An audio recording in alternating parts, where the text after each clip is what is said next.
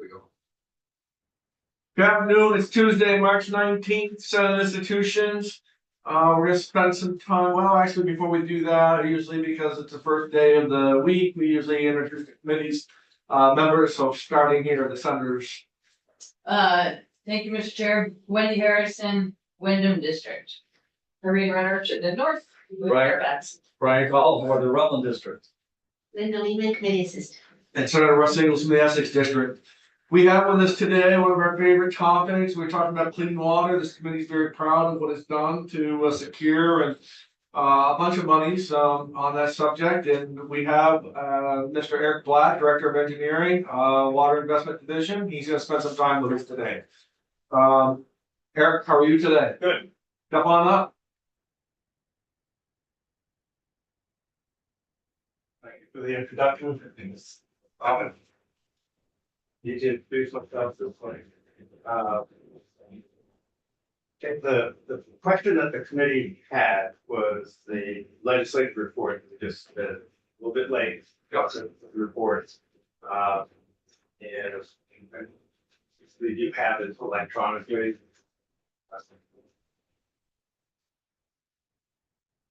Do we have that on the screen, Linda? We have that report that Eric's got It's on your webpage. on our Do webpage. you want it on the Could screen? we just put that up there? Sure, give me one So second. for people who wanted to watch, could see that.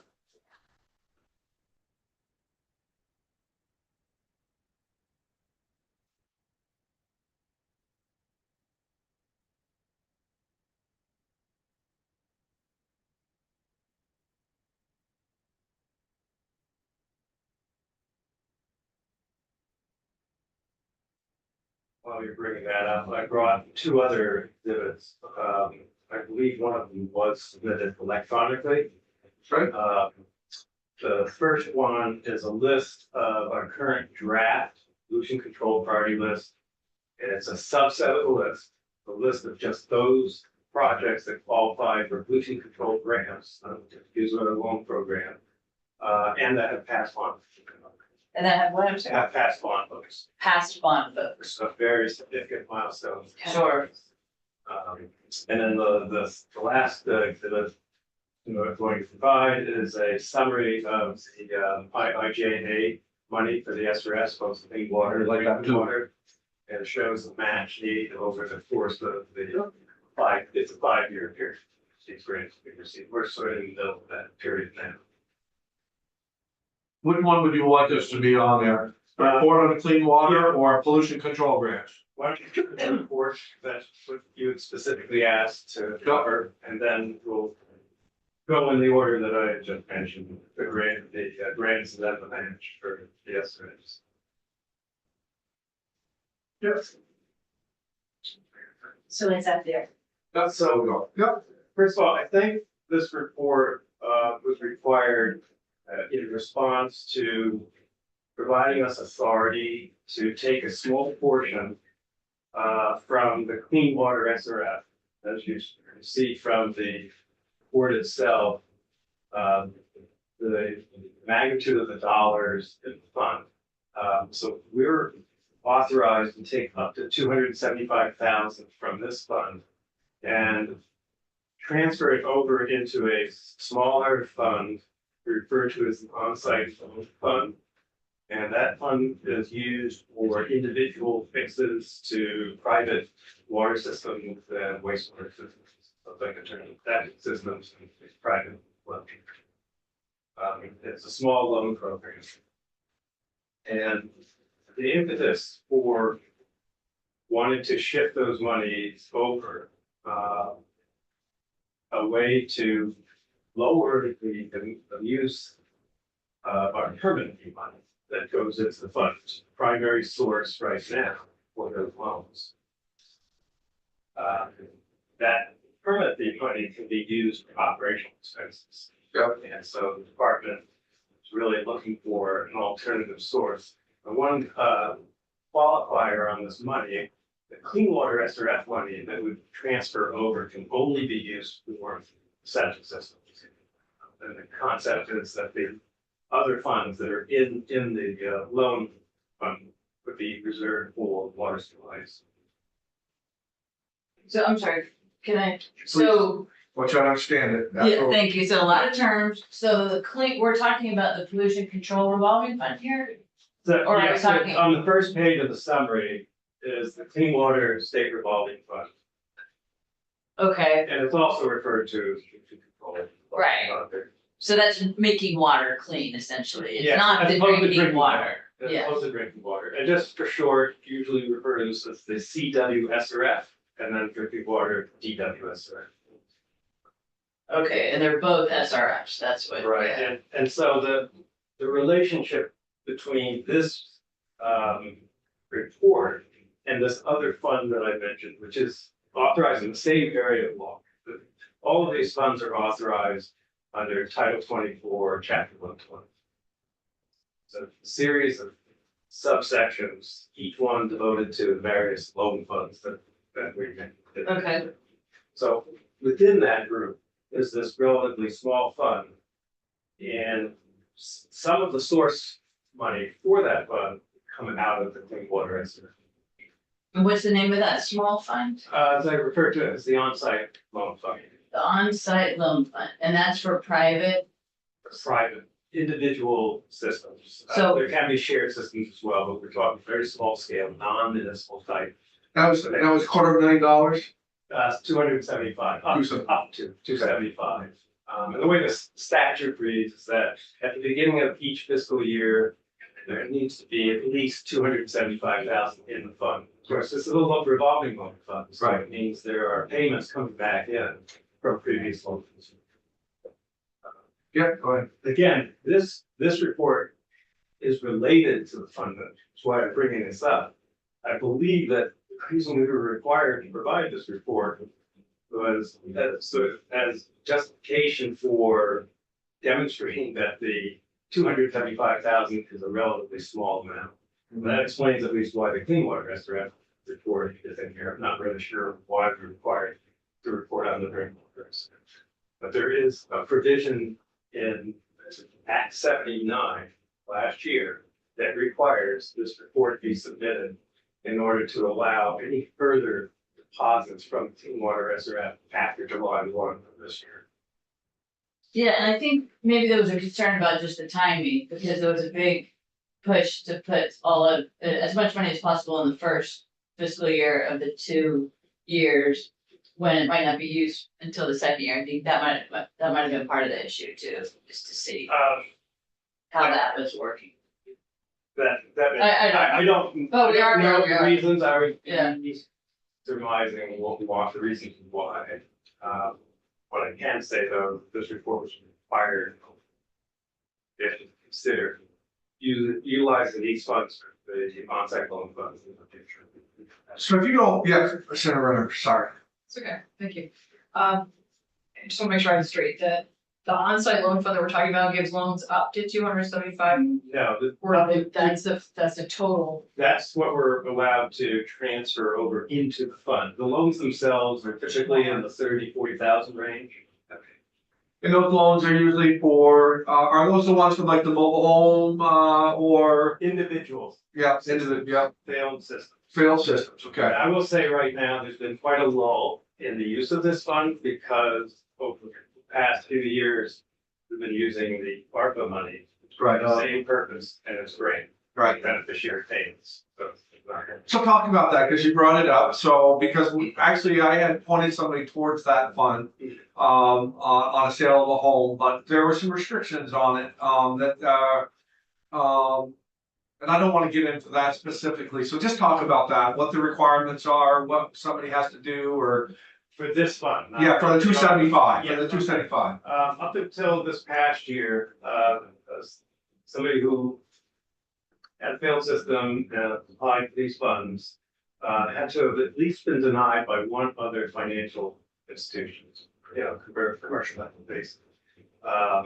And with last year's changes that allowed for this 275, the positive also removed that restriction. So that used to be a restriction, it's no longer. We've also added in, what I'll call a parallel section in the statute When these funds are used to source loan, there's slightly different requirements because these are derived from federal funds, but there are slightly different requirements. It's not a really significant difference, but there are some, like, for example, we have to technically call the project out as a forever. But we don't have a priority list, these projects, they just come up at any moment. They're not, it's unlike our municipal priority list where it's well scheduled in at a time, people apply to get on the list, we rank projects, and then once the list is adopted, then get funding the project as they come in for their applications. With the onsite loan fund, it's first served, first in, first served type of thing.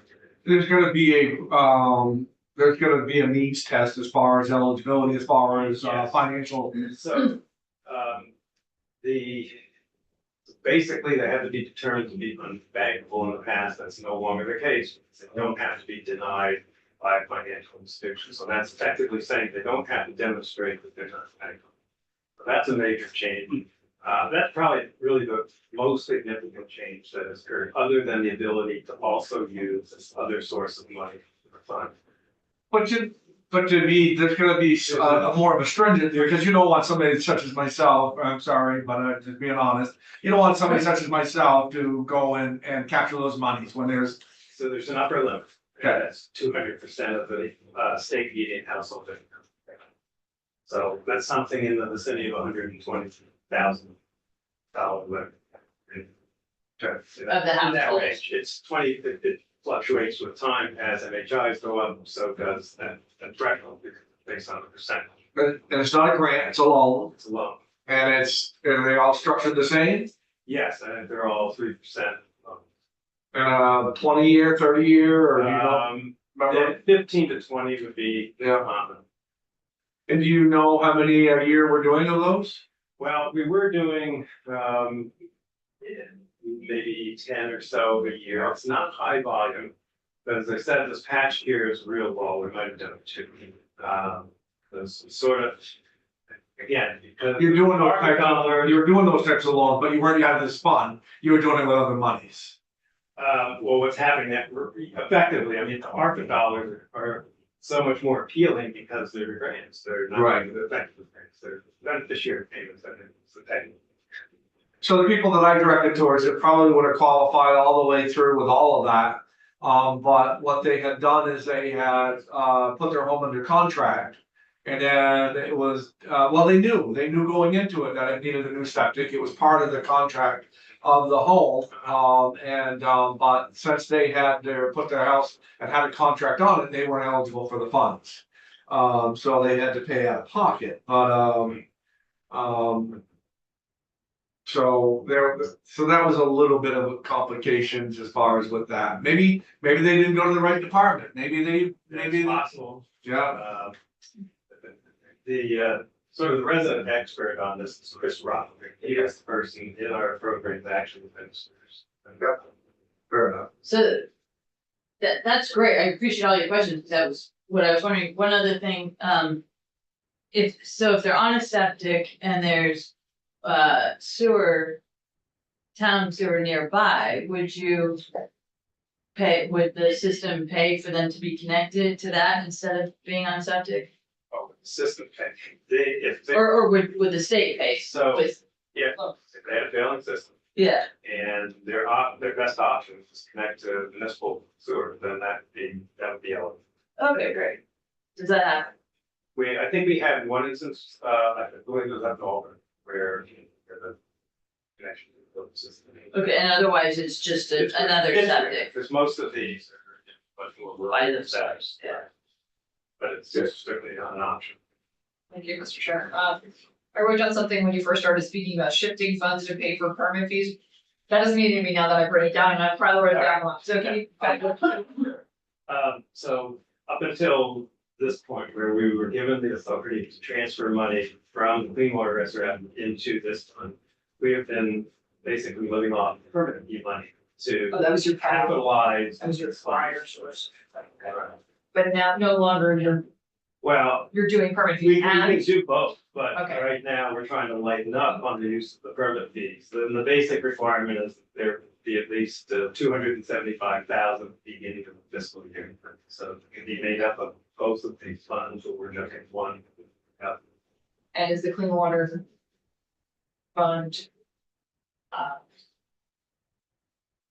infinite in scope? Like, Well, that's- how big is it and how often you have to ask to pay your? I was gonna ask you to break down some of this stuff, maybe some of those Sure. questions would get Okay. answered, like, Yeah. what's it look like when we're looking at, if you're ready? I mean, Yeah, what's it look like when we're looking at the pollution control revolving fund, line one? What does that mean? We have 127 million or 128 million in there, what's that mean? Right, so that gives you a sense of proportion, and that's Okay. why $275 is a lot of money, but in comparison to 128, that's a great right now. We don't have that on our screen anymore, just in case viewers at home are looking to see these numbers. Yeah, now are you able to pull that up? Linda, can you put this one back up? Thank you. The original one, I have it. Yeah, that first one would be great, because I think we're still talking that. Yeah. Thank you. Next line down. Again, it gives you a sense of proportion of the fund itself. So the Clean Water SRF was initially authorized in 1987. I think our first loan was in 1990. Time frame, we're talking about it. And through the end of last fiscal year, this was the requirement was to report through the end of June 30. So obviously numbers are different today than they were at that point in time. But through June 30th, the cumulative loans through this fund, that you see there, 367 million. does that mean outstanding loans? Some of those were, those are, we've received repayments on many of the loans.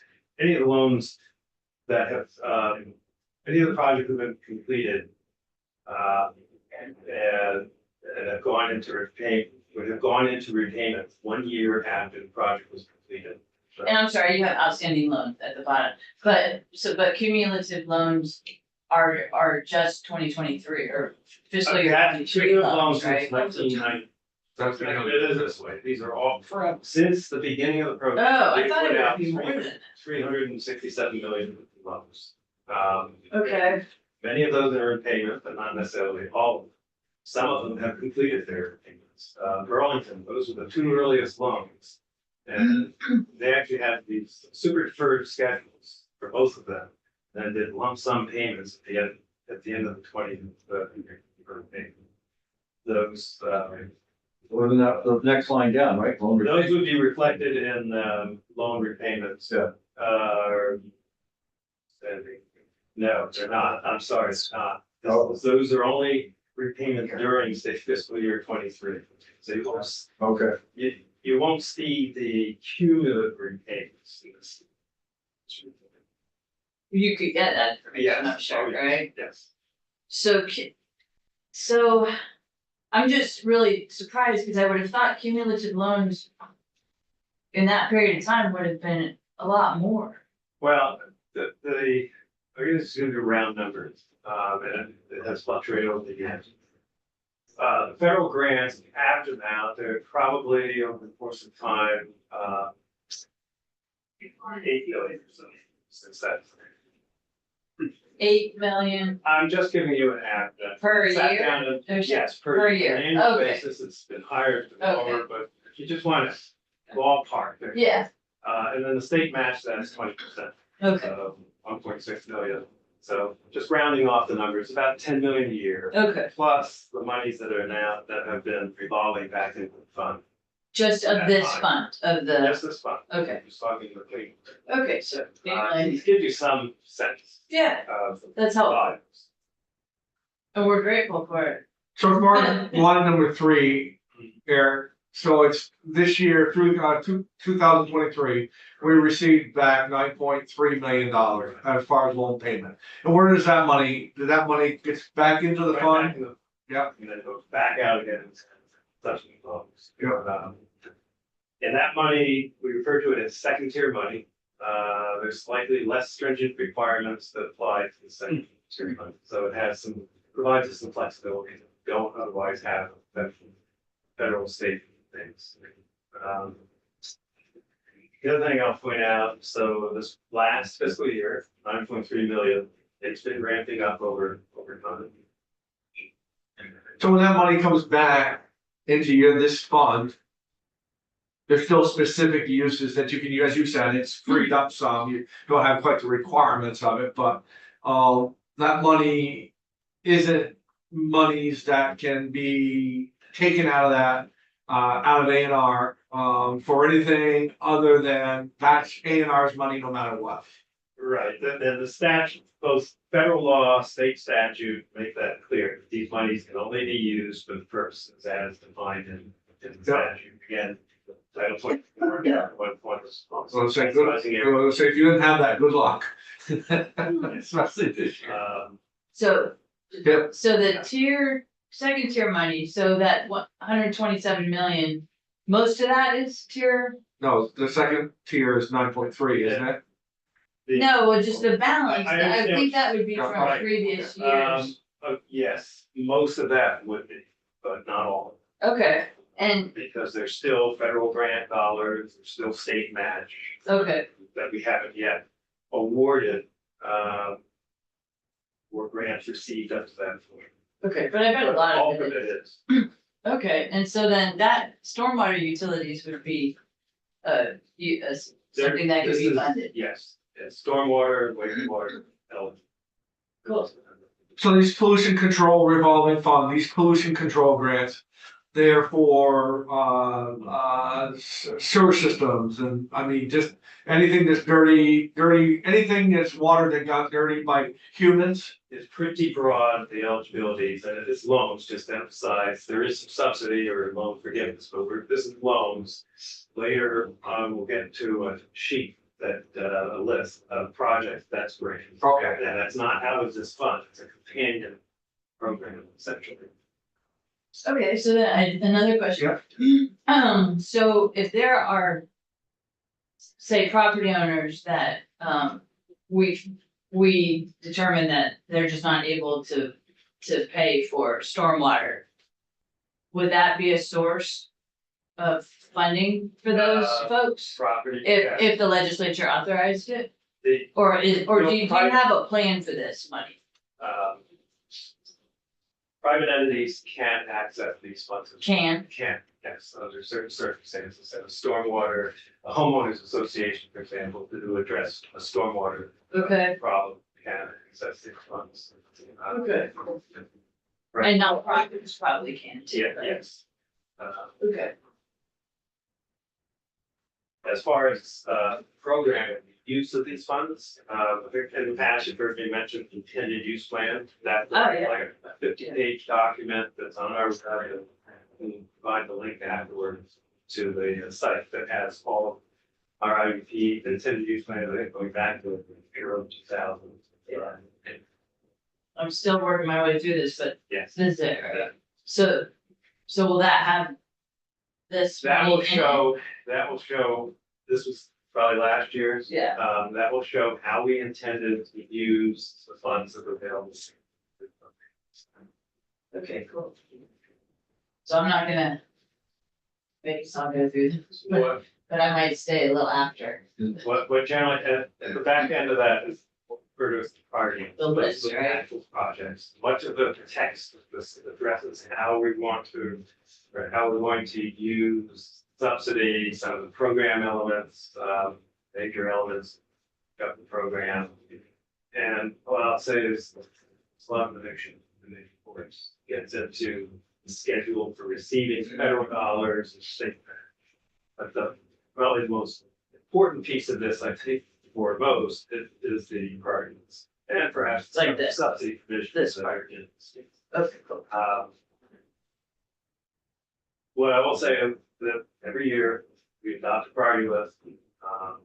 There's pretty much side, we generally have enough money for all the projects. Sometimes there is a cutoff point where there is sufficient money on paper to start them. But what typically happens is projects don't proceed as they had intended. and we move down the list, and it is not uncommon to move down into what we call the non-fundable portion of the list. So what also typically happens is not all the money is utilized, and then we carry it forward to the next year. Let me be more specific. I'm just thinking about the fairs. Yeah. Is the clean water funding something that we could use if the legislature approved it as a way to bring the fairs Talk about the 3 acre rule. into Yeah, I don't compliance? think there's any special legislative action needed. The projects could come in, they could apply to get on our priority list. Okay, That's a 20% match. Well, we provide match, and it's Okay, through the cap, typically through the cap, okay. the match is provided. So they would still have to pony up something. Well, the way, in a nutshell, the way the program works is the community has $1 million project. And there's no other source of money that they're putting into the project. You know, it's just very simple. There's no forgiveness on loans. That's many of our loans do. Include some other forgiveness. Simplest case is $1 million project. Municipality has to go out and vote a bond. Vote a bond that helps. Bond isn't sold. It's held as collateral by the bond bank. That is the entity that helps administer these funds. So loan is then structured for $1 million at these days 0% interest, 2% administrative fee. The administrative fee is charged just like basic interest. On top, right? It's an annual fee. It's the equivalent of interest. It's an annual fee on the loan that's paid in, not as part of the principal. That is an option, but that's not the way this program is going. So I'm trying to think back, most of the fairs don't fall under a municipality though, they're nonprofits. They can qualify. Okay. now. And that was a change made in 2018.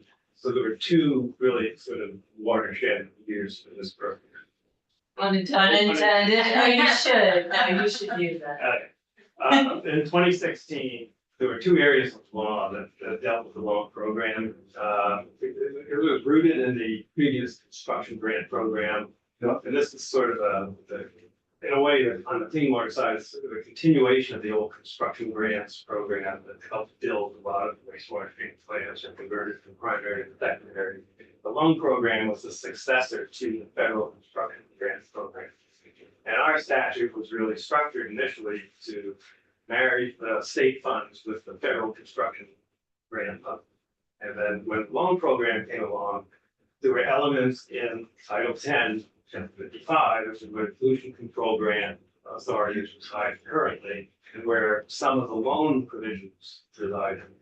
In 2016, for efficiency purposes, we pulled out the elements from Title 10 that dealt with loans and moved it all into Title 24. Now, Title 24 is municipal county government. So the odd piece to this is that there are provisions for private loans funding in this chapter. Just out of convenience, it's the most, I guess, appropriate place to put it. So it was all held together in one place. So if I'm understanding here, let's say there was a entity, a nonprofit that runs a fair, in Rutland. And they've been told that the engineering study and the implementation and all of that is gonna cost them somewhere in between 800,000 and $1 million. They could use this fund to take out a loan at 0% interest. Now, the privates do pay a higher rate than Okay. municipalities. So what would that interest rate? 2%, I think it's 2%. 2.75%. Okay. And then there's another 2% added for the administrative? Yeah, I think the 2.75 is the total, but I'd have to verify that. Okay. I'll get back to you. We did make some changes to the rates. Yeah. We lowered them at one point in 2020. Okay, I'm just, But it's in that range, but they do pay a Okay. higher rate. so if it was 2%, it's 20 grand. that they would be paying back. Well, it's 2% per year, so it's be a higher than. Right, but. I'm in the ballpark by saying to them, if you could set aside 20,000, 24,000, 24, whatever it is, a year. Yes, that's.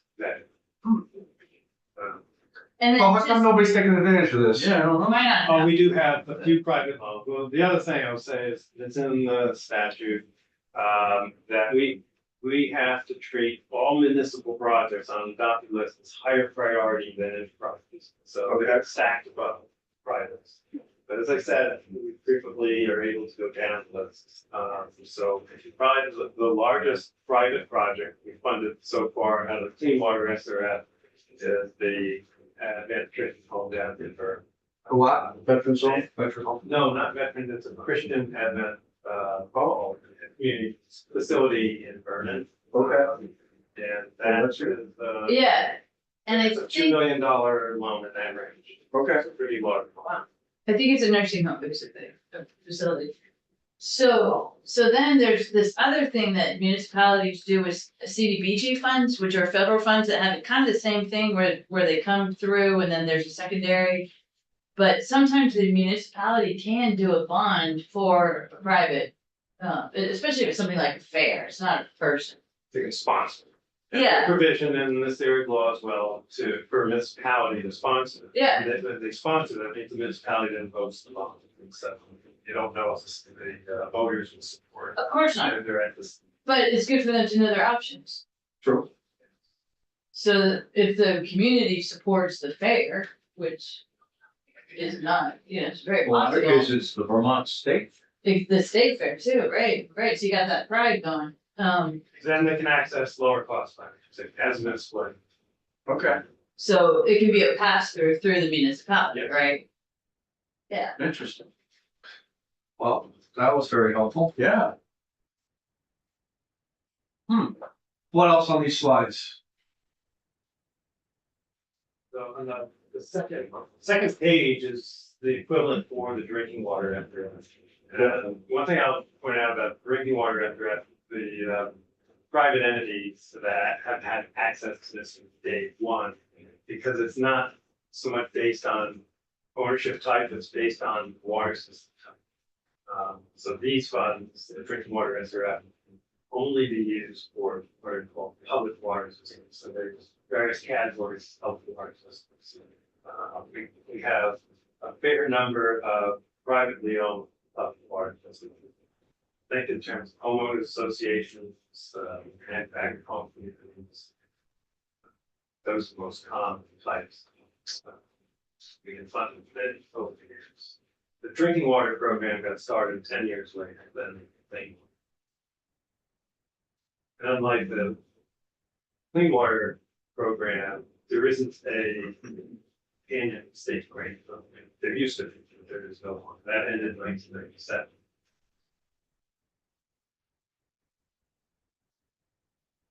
And you'll see the balances here are less than clean water, because again, it's not as mature a program.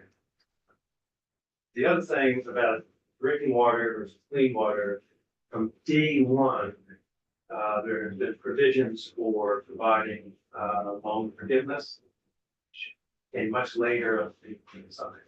So fair amount of the original principle where have the source of funds go, source of money go into the fund. And then again, so, good, well, go ahead, Ed. Okay, so I'm just trying to, this is all new information and pretty exciting for me. If that same entity decided not to necessarily do the project, but to pay the impact fees, is that something that this fund could help with as well? so when you say not do the project, Yeah. the They're gonna be, municipality takes over the project, then. Yeah. Municipality.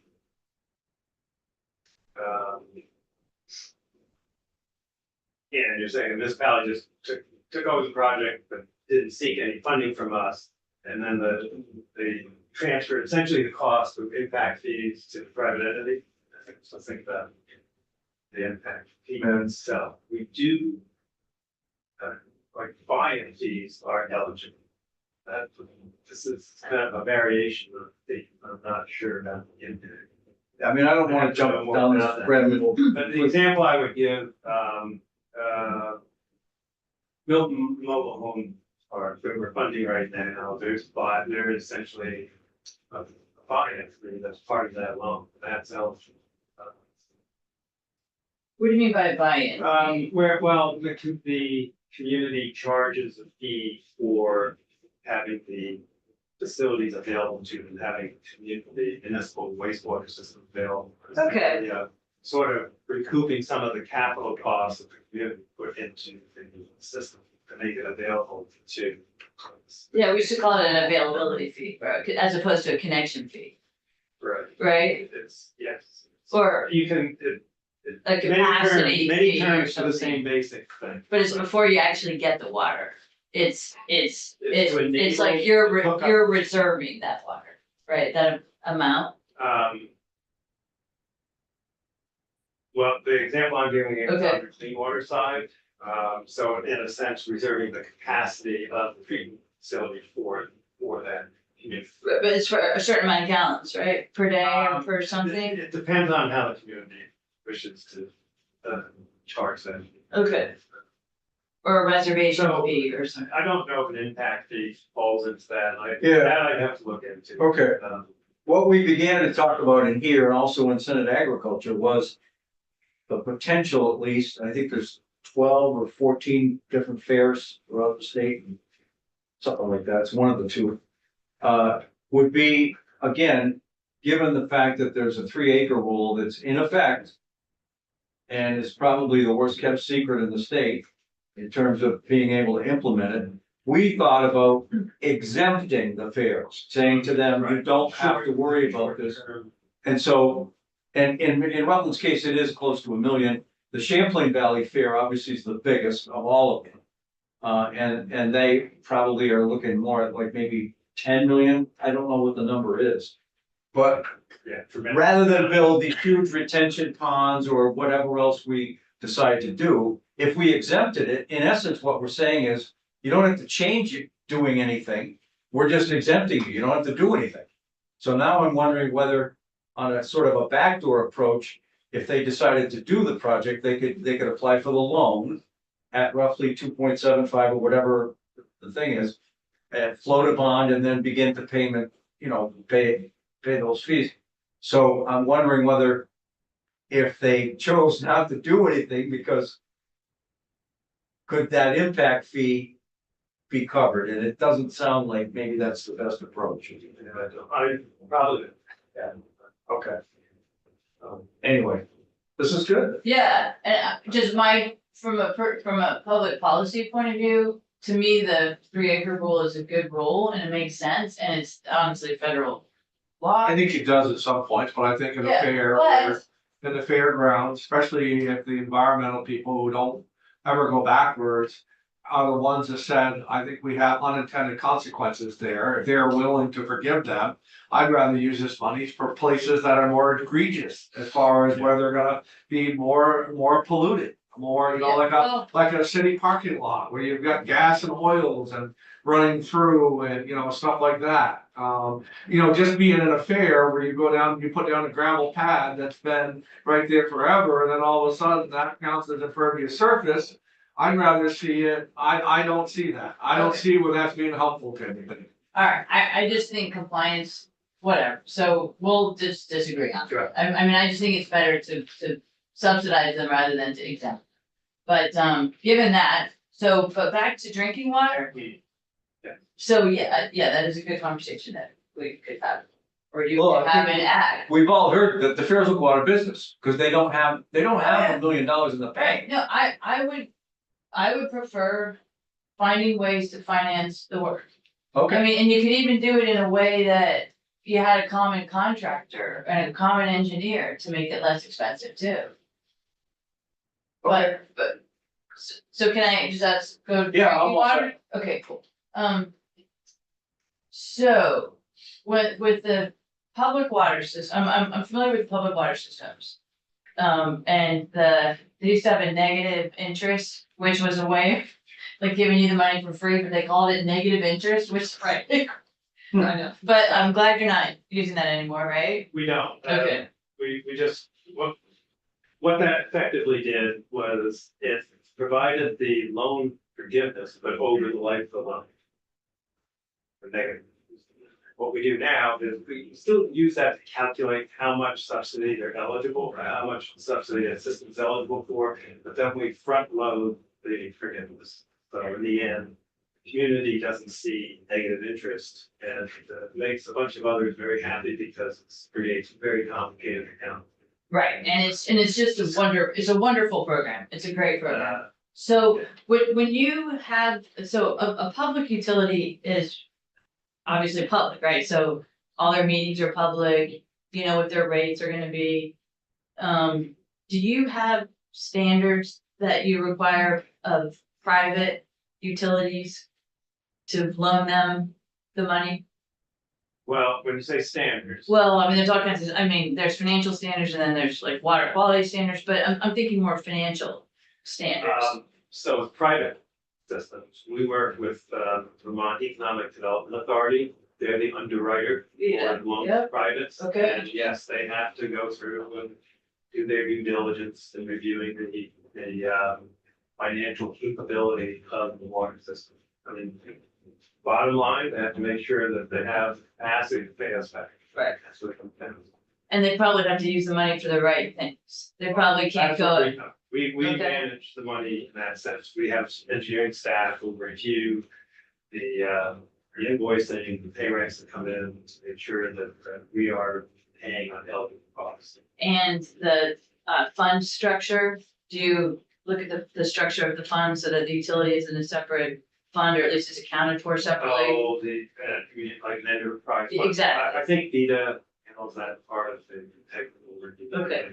But that is part of the Yeah. process at Yeah, some, with I mean, I private can't imagine. entities, I suppose that could come in, I think that's more of a municipal type issue, but I suppose there could be some private entities where they have different funds. You know, Well- different purposes, they have other things they have to maintain, like their roads, whatever. Right. And you don't want it going to other things. That, no, our loan dollars can only go to eligible project costs. Okay. And do you see a different mix of, is it more private now than it used to be, or how's the mix? Cause I would, It's pretty static. Is It's it? Pretty static. I'm just giving you ballpark numbers. There are, I think, about 430 community systems in Vermont. I don't know the breakdown between private and municipal, but there are about 430 community systems, just like in terms of residential type. and those are like more than 10 or more than 20, there's some. 25 or more people serve at least 60 days out of the year. And these different classes, there's what are referred to as transient, non-community. So Right, bifurcates into community, non-community, and then within non-community, there's transient, non-transient. That's the example of a non-transient, non-community system. Schools, same population there every day, but they don't reside there, so they don't have the same level of exposure. A lot of this is based on exposure. And many of the standards are set based on lifetime exposure. I feel like lead, for example. 20-year exposure. Some things are more acute, not based on lifetime. But pathogen. That's very helpful. Uh, And that's all in Title 24? Or the drinking water went to, Both drinking water, clean water, loan programs are authorized in Title 20. Okay. Chapter. thank you.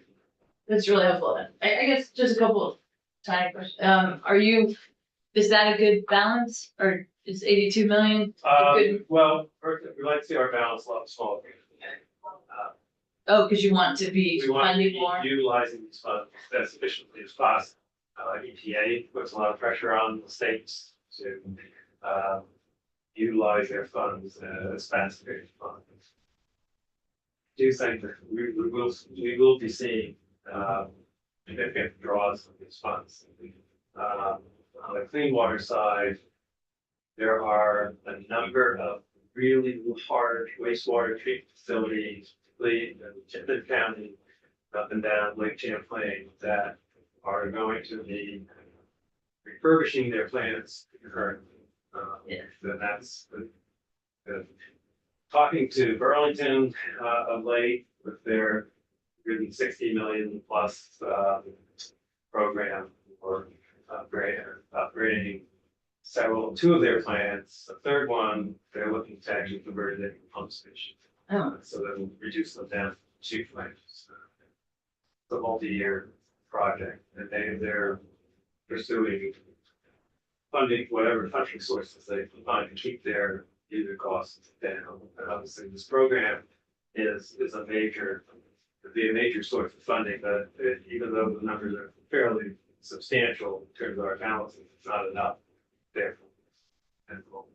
good. And then ARPA funds are separate from all of this, right? Yes. And how are you doing on getting the ARPA ARPA funds out? funds are separate from this, but there are many of these projects that are receiving both ARPA dollars, clean water SRF dollars, and some that are also receiving pollution control grant. And we have some pollution control grant dollars that are sourced to a certain degree with ARPA dollars. There are a couple of buckets of ARPA money. There's cap swap. Familiar with that, but it's 585,000 that was swapped with capital dollars. There's fiscal year 23. We can maybe get into more of that when we go shift over to pollution. Cool. Okay. Segue. That We jump on the other one, Linda. Oh, here. I'll pass this. Oh, Yeah, you I want got it on it? the screen. Got it on the screen. Okay. and then Yeah. Senator Mazza. Do you want to leave? Yeah. Yeah, thank you. Okay.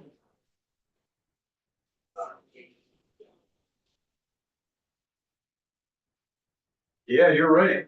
Burlington, South Burlington, Virgins. It's all down that, the lake. Yes. They probably all built it around the Around same the same time, so it's time. And the federal government said, here, we're gonna build them, you guys maintain them.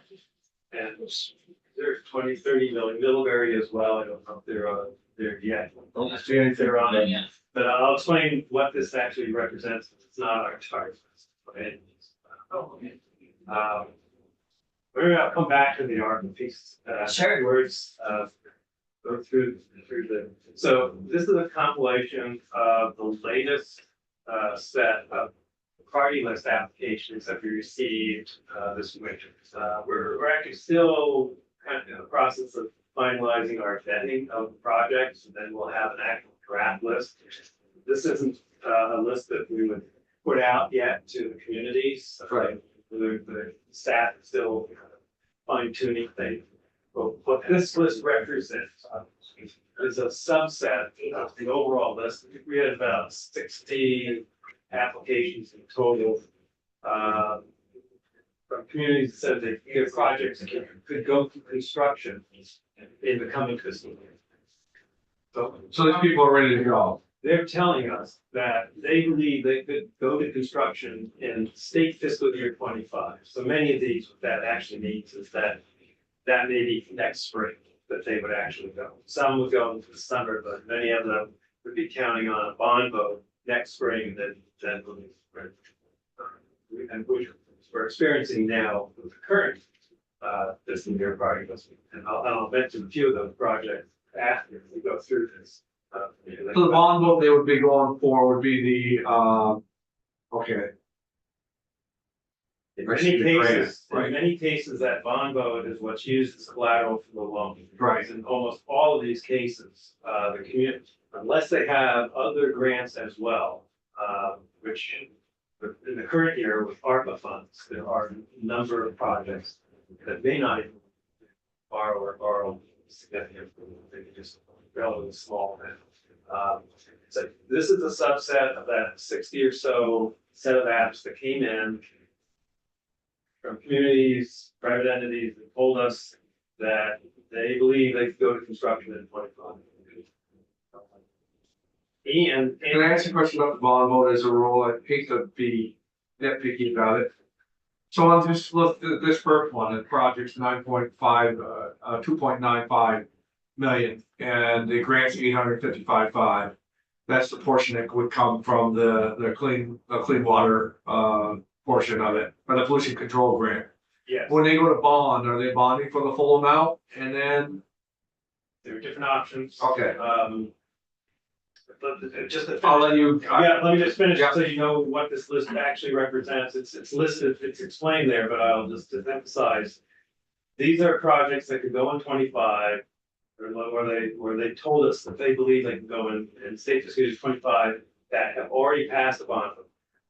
And that qualify for grant. Not every project on our priority list qualifies for grant. We have a range of 10%, 35%, and that range is a function of the points that each project receives. We use that same point system, it's on a scale of 0 to 100, for ranking the project.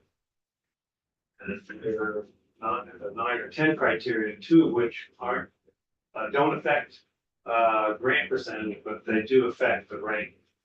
One of them is readiness to proceed, so the community will receive points for readiness to proceed further along they are when they apply, but just being ready to proceed does not get them grant percentage. We didn't feel that that was fair to shift grant dollars to communities simply because they were further along than others. It would put some of the smaller ones, I think, at disadvantage.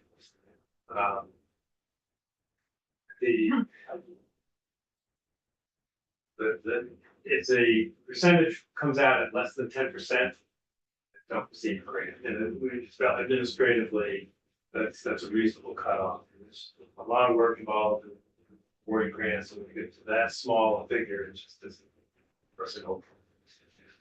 So that's the range, 10 to 35%. So the far right column, that's what they technically qualify for grants. So to answer your question, take the first example, Berlin. The estimated project costing is around about 3 million. They qualify for 850,000 plus. So they have a couple options. They could vote the entire amount of the cost for potential indebtedness with the provision subject to the grant stage. It's not a reduction subject to grant stage. That which is the safest way to go from the standpoint of making sure you have enough money for the project, because you no guarantee you're going to receive grants. Some cases, the strategy may be, well, we don't think we're going to get voter support if we authorize that level of debt. So the community has to decide which wants to receive. It's the one part. The other thing I won't note though is that. Yeah, so a lot of these people are gonna make the commitment, a lot of these communities are gonna make the commitment regardless, because they wanna do that. And then if they can get the 855,000, that's just bonus on top. Yes. It's probably the best way to look at it because there's no guarantee that the money will be available for the grant. And as you can see, this list, in theory, every one of these projects went.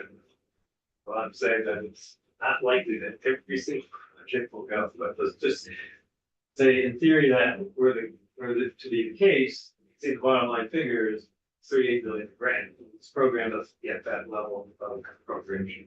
Right.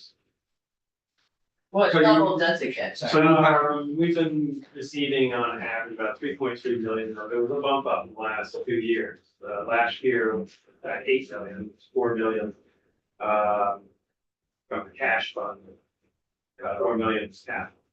Basically, it's 8 million. but you have another list like this with projects that are already in play. I mean, not with you today, but there's another list. These are just what's been proposed, and you're looking to Right now, we're award. working, and there's a note at the bottom, and I said I was gonna mention the current. Oh, there you go. I'll mention a few projects that are underway, at least in terms of bidding their project, and so they will make it in state fiscal year 24. And we have, right now, there's about 8 million just available for the projects on our current priority list, the 24 list. But that 8 million isn't just the cash fund and the FY 24, because we've already used some of the cash fund Right.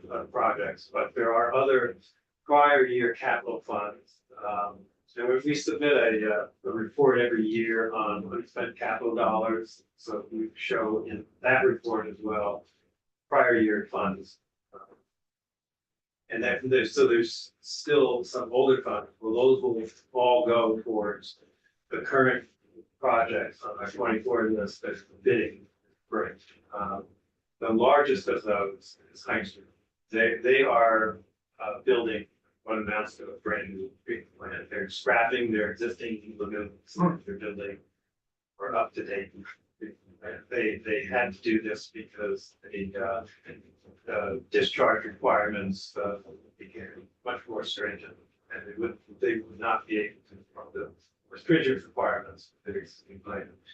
And overall, it's about a $16 million project. We've broken into two phases. The first phase, now complete, was site preparation. It's a wet lay site, so it took a year or two to stabilize the site to enable the construction of the plant and the site. So this year, right now, in fact, they've already did the project. They already have a contractor selected. So I believe tomorrow, the select board will make a decision whether or not to proceed with the contract. And I was told by their town manager that the grant that they qualified for, which is a $6 million range, is absolutely critical for them to move ahead with that project. They can't support any more debt than what they currently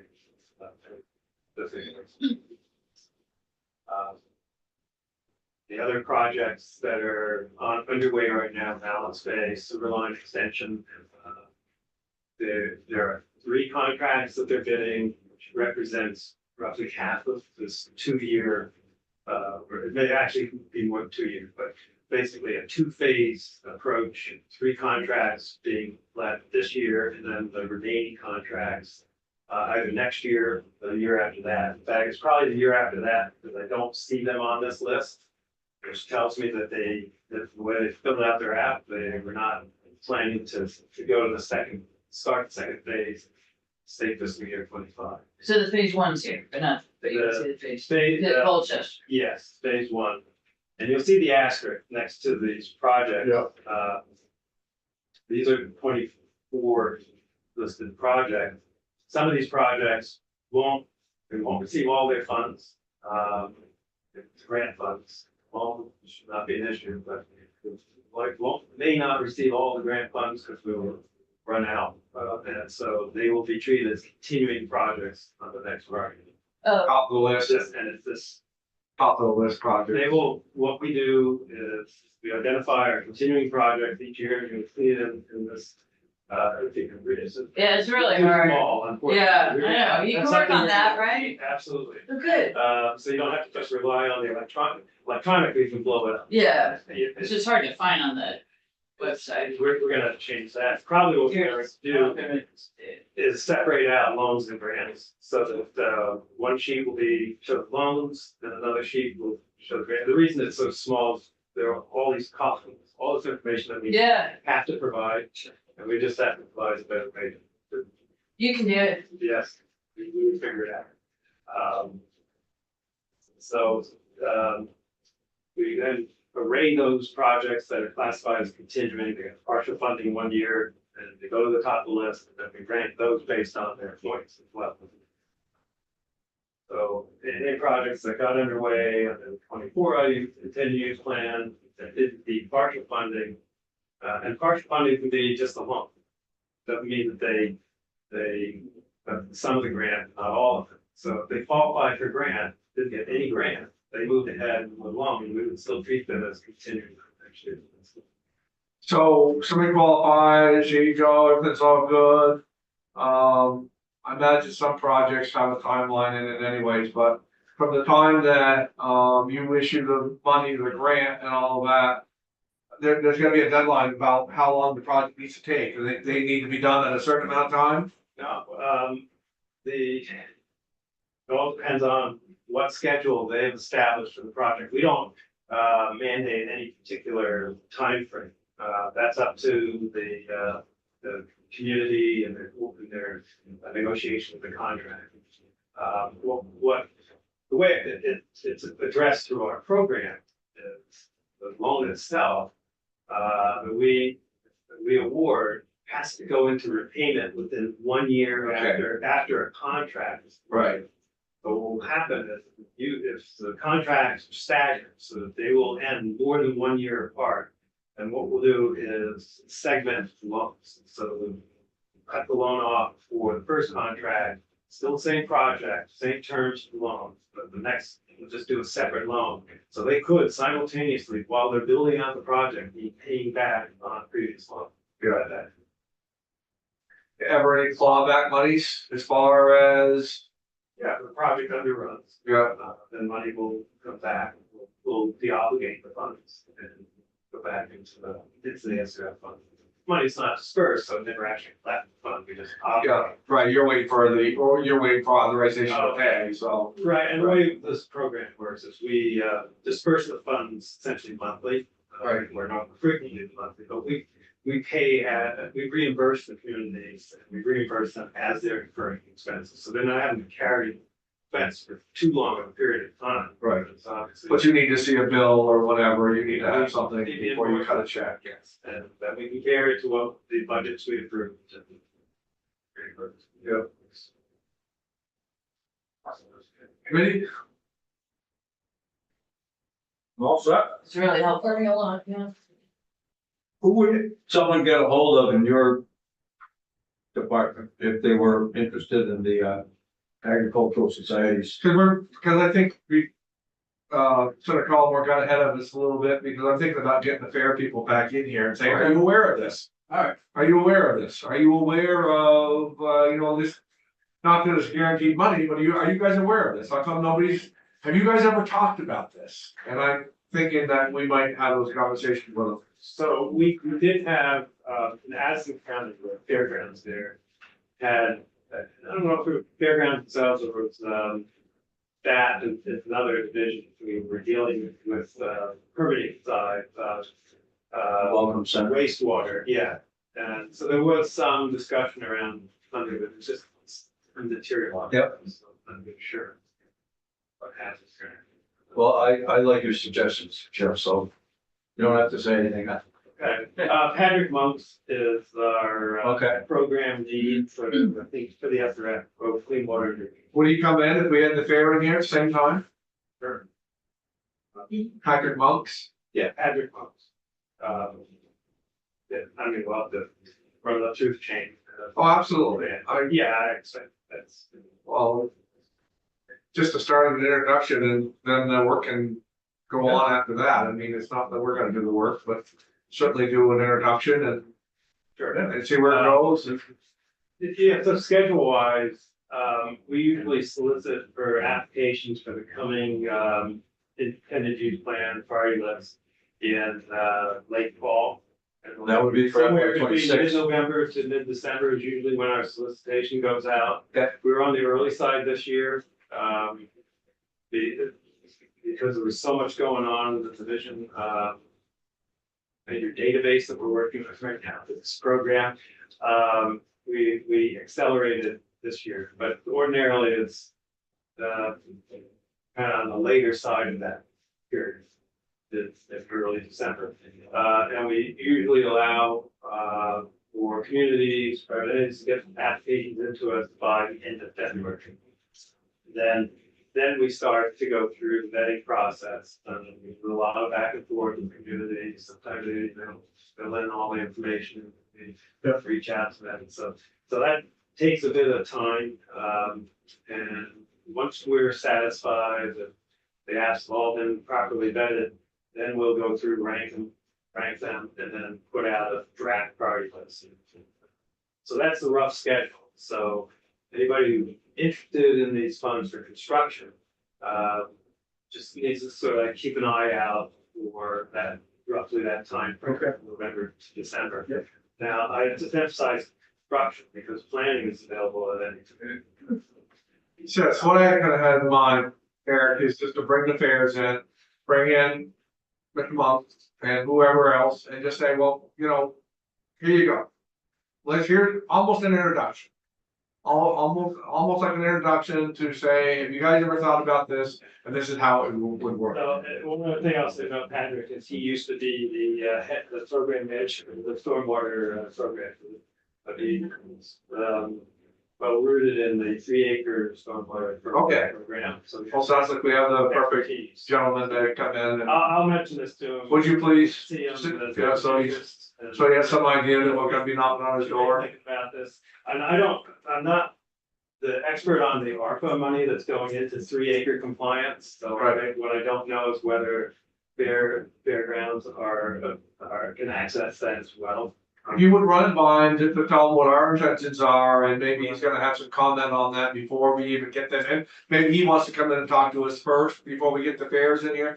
I'd just like to have a productive meeting and just make sure that nobody feels like I don't wanna feel like you were setting anybody up for success or failure. But I think it'd be a great idea to have those, I think it'd be great for those people to talk to one another. And you said planning money, but did you hear that? So, I just, okay, right, planning money, it's a entities easier don't have to schedule. get on the priority list for that would be good. And that's gotta be part of it. You can't just Right, start a project. Right. Sort of right, Uh, right, and that's just the, like, cost estimates too. So the last thing we hand out, time. I have to go through this, I have to, it's all you today. This is your life, Eric. Right, Can you send me an electronic copy of that later?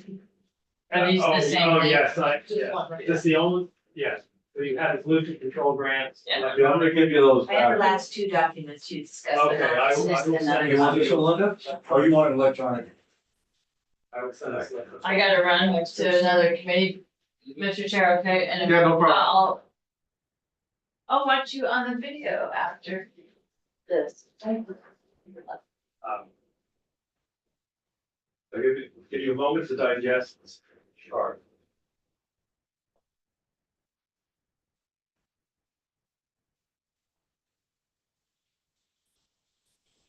That is significant money. Oh, sure is.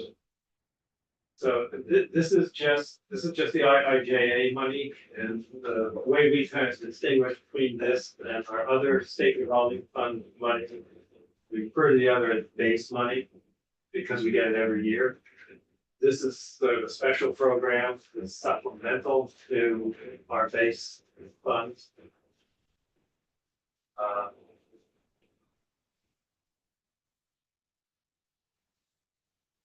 Right. So that's what we have in sub account B, the 27.4 million. Yeah. These dollars change a little bit from one year to the next, we're projecting out, we're now into the third round, the middle column, like the second row of fiscal years, that's the federal fiscal year, 24. So these are the grants that we are applying for this cycle to match up with the state fiscal year 25 priority list. Add a little bit of confusion to this because the state priority list is referred to as state fiscal year, but the actual federal dollars, the new federal dollars that would be supporting that are the federal fiscal year 24 dollars. Just a notation of those clean water, drinking water.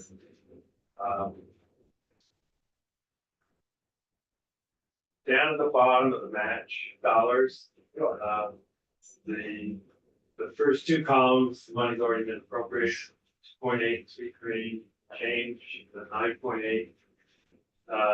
The 2.8 million was appropriated in the first year of this program. We ended up with about 106,980 left over, and then that basically applied to these grants, the next two grants, the 23 and the 24 grants. So that's simply shifted over and added to 9.8, so that we fully matched. Because if you look at the figures, it's a little more than 9.8 million needed match. The difference is made up of that money that was carried forward first year. Again, we're in the third year, you see the numbers for the succeeding 2 years, federal fiscal year 25-26. That's our best, guess, so we're not gonna be off by much, but there could be slight differences.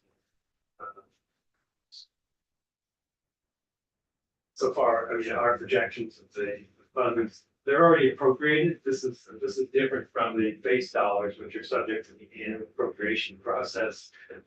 These monies were appropriated in 21. The federal funds, state funds, that they've also been appropriated through the 9.8 million figure, the 14.5 million figure. You'll see a note at the bottom, number 3, that describes that reserved in the cash fund is still subject to General Assembly authorization. The 9.8 is also cash fund, but that has been on.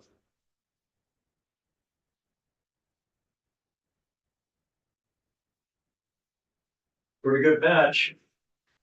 90-10 and 80-20, right? Yeah, the first 2 years, they lightened up on the match requirement. You see there, the match rate was 10% the first 2 years of the program, and then it jumped up to the 20% rate, which is sort of the standard rate for our same rate on the base program. The other thing I'll note is that not all these grants require a match. So if you're totaled up, for example, the 71,482,000 like 30%, you're not going to get the figure that you see below. That's because we don't have to match emerging contaminant grants, either program, and lead service line grant, and drinking water. Those do not require match.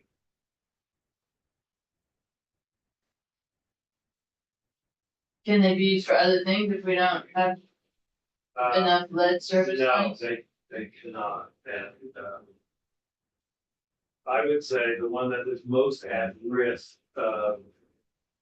potentially being, sent back would be the lead service line, which is a good thing. Well, it's basically saying we don't have that much lead service line. And I know But we're in the process of- municipalities are Yeah. very, yeah, they've definitely got the message that maybe you all sent them to do those inventories. Well, interesting enough, it's of all the grants, it's the largest single grant, that we're receiving. I know. Um, Could we use it for another lead thing? Or actually the federal, they could change their job, their they, money there along the way if well, they're, that would happen. if they're functional. I imagine they probably have other communities looking for more money. Like I say, if the federal law didn't change, and we just did not have use for these, to the lead service line grant money, that's the theory that would be turned back. Okay. We just wouldn't apply for it in the last year or two. Again, those dollars don't require match, so that has no bearing on the match figures that you're taking. But it's really important. And that could be used for school lines too, right? That's Any public everybody. water system with lead service lines, there's a distinction here, it's just for the service lines, it's not for the water mains. Okay, So they lead in the water mains, they have to use the other funds so that's from the main to the service to the to the bill. to- tap or whatever. Yeah, to the things. Right now, the public water systems are working on what are referred to as inventories of their irrigation systems, their service lines. And these funds have been used to Great. put out loans, put out contracts, where we have contract directly with entities to do inventories.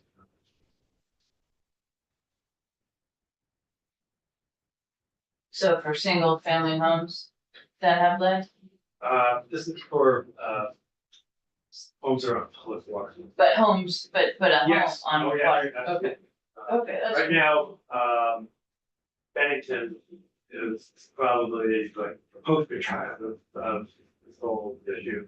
Because we have been spending the last 2 years funding lead service line replacement.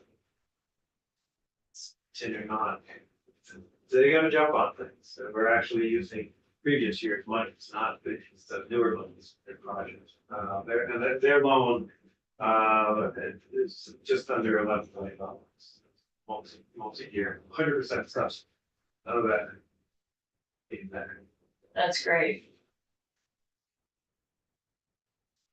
Anything else? All set? This is really good information. Thank you. Yeah, appreciate you coming in here very, very much. Always a wealth of information and glad to have you in. I was beginning to wonder if we're gonna have you in this year and I'm glad you made it in. Okay. So, All right, I'll follow up on a few of these Yeah. things, and Patrick's, the spelling of his name, by the way, is Padrai. certainly when they're working that out, I got some updates Yeah, it's on enough. where the house is on their capital bill. That's. They've gone through all their sections. They were gonna probably hope to have, they were down to the last 5 sections, or they had either some revis, I can't remember exactly how Scott explained it. But, they were gonna revisit it, and they really thought that they were going to have all the sections done today. They're getting close. Does that mean that they're gonna be done by the end of the week? I doubt it. They're working on language and all that stuff, but I wouldn't be surprised by, soon, because the money committees, they have, a little bit more time, so, yeah, so. They're getting down to brass tacks as far as us getting that, and, doesn't sound like there's a lot of, doesn't sound like there's a lot of, stuff in there. They're staying pretty close to the governor's recommend, is what they're being said, what's being told. There is, a little money's going on. They're looking to help the loggers with $1 million.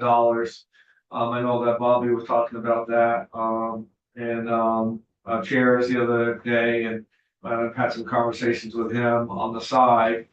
But House Ag has gone into House Institutions and Corrections and presented them to see if they could whip some monies around there. And they were kind of fooling around with some of the college monies, the state college monies between bonded and cash. So we'll want to keep our eyes on that. Again, I don't know what sub account A is gonna look like by the time we get that back, but I do know that our Senate appropriations has got their eyes on that a little bit. So we're getting close to getting that bill back. And I wrote a note here to talk about bringing the fairgrounds in for that, but other than that, we're getting close to getting the bill, so. Good. We should have, that, Salisbury bill has gone to appropriations, so, as you heard Jane, she'll be asking, I'm sure she knows pretty much a lot about that, but I'm sure maybe she won't have it, since she knows enough about that, and I saw her talking with, Secretary Moore today from A&R, so I'm sure they were trying to figure out some of that amongst 112 other things. But, other than that, I mean, we're getting close, so.